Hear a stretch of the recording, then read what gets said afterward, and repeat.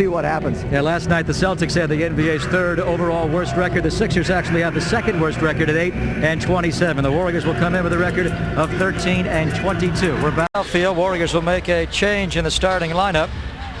B.J. Armstrong and Latrell Sprewell will remain in the backcourt together. Chris Mullin, Joe Smith will be at forwards, but the change necessitated by a left foot pain for Felton Spencer has Todd Fuller making the start tonight. Southwest Airlines, Allen Iverson and Jerry Stackhouse, the backcourt.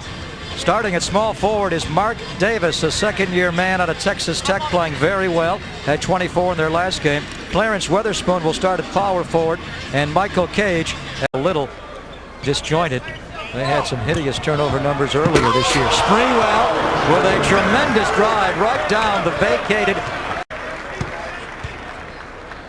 Here's that first move by Sprewell as he beats Stackhouse. Look at the feet of the 76ers on the other side. With the exception of Iverson, they weren't even facing the play. They had their backs this year. His scoring average is way down to 11 a game. He's been averaging in his first 4 years here in Philly 17-2. Sprewell is off to a huge start. Weatherspoon disappeared. This is going to be an up-and-down affair. Mark Davis scores on the quick pass on the break from Iverson.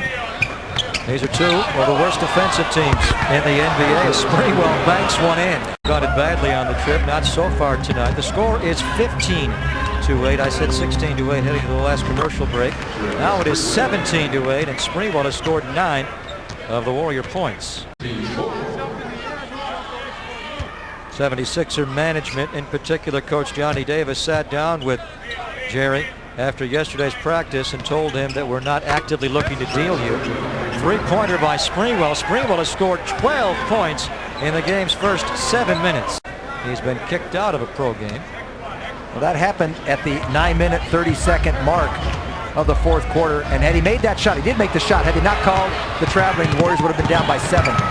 Mullin drops to Sprewell, and Spree gets the bounce. 14 points for Sprewell, 12 for Mullin. Shot clock at 10, 40 seconds to go in the quarter. Sprewell wants to back in.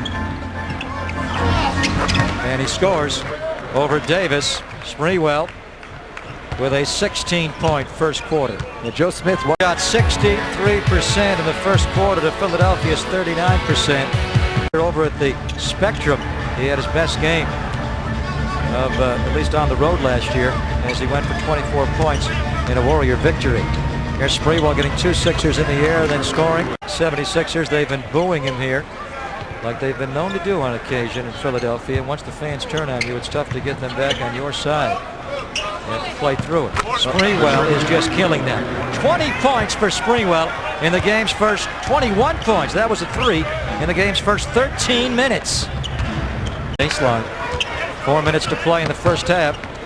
Warriors 67% shooting numbers in the early portion of the game, led by Latrell Sprewell. Sprewell has hit 10 of 14 shots.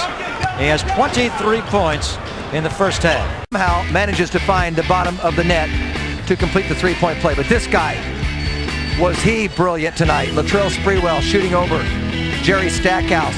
2 of his game-high 23 points. He was 9 points. And those are your leading scorers for the Warriors. Sprewell with 23. Mullin 14. He leads the entire team in field goals attempted. Here goes Sprewell. Pat Croce, the former strength and conditioning coach, 700. Jerry Stackhouse missing a 3. Don McClain right back. Rebound ricochets to the Warriors. Sprewell. Get the ball in the middle. Doesn't matter, I guess. Philadelphia 76ers, the hockey team, and kind of playing second fiddle to them, and now they're on equal footing. Well, Comcast took control of the Sixers, the Flyers, and this new arena, the Core State Center. They still run the Core State Spectrum. The old Spectrum is still up and being used. Ed Snyder is the chairman of all those ventures, and Pat Croce has a piece of it, so it's a nice... And it's almost like it's a scrimmage. There was a lot of that last night. Sprewell! Look at how the lane opened up. I mean, no one stopped the ball. Johnny Davis stops the game, but your first object of attention is to stop the basketball. And everyone just simply backed away from it. Sprewell, home free, And the Warriors up by 24. Budweiser game summary through 36 minutes. The Warriors did cool off in the third quarter, but 5 on the clock. Stackhouse, they don't double Spree. He goes up in time, and he made the shot. Barely got it out before the 24 sounded. They score just maybe once or two more times. They should hold off the Sixers and win this game. Sprewell a quick 3, and he nailed it. Shot clock at 12, and he bombed it. He knew he had it. For Sprewell, his 4th 3 of the game. The Warriors have made 9 3-pointers tonight. Philadelphia is going to be extremely cold. Temperatures will dip down into the teens. Sprewell to steal, and he has laid down like that several games in a row. No, in fact, quite frankly, I was still surprised by the loss last night. I thought after 3 games, the one in Milwaukee, it was kind of give and take there a little bit because of the big front line, Vinny Baker and Glenn Robinson. Ray Allen had a tremendous game. I thought they would beat Boston handily last night. I thought they would come here to Philadelphia and go into Indiana on Thursday night 2-1.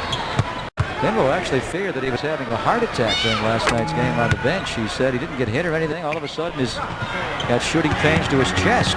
And then because he got scared, his heart began to race a little bit. Well, Sprewell just picks up a little garbage. Yeah, Bimbo told me. He had 39 against Philly on January the 3rd in the win. He's going to have 38 tonight in the win. Mullen also had 20. Joe Smith 26. Mark Price 19. Warriors shot 56% from the floor, and they bounce back. After losing the first 2 stops on this road trip, they come to Philadelphia, and they drub the 76ers with their highest scoring output of the year. They had 73 points in the first half. That was the highest scoring half of the year, and they wind up with a new season high point total of 128 in their 17-point win tonight.